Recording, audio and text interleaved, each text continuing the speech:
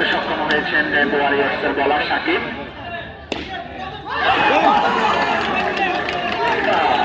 বলতে বলতে দুর্দান্ত একটি শট, যদিও ফিল্ডারের হাতের ফাঁক দিয়ে বলতে বাইরে চলে গেছে।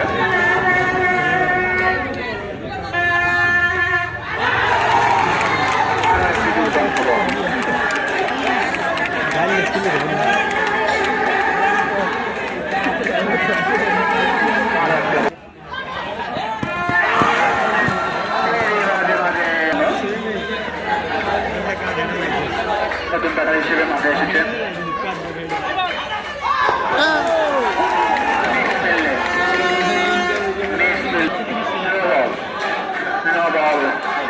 নতুন ব্যাটসম্যান হিসেবে মাঠে এসেছেন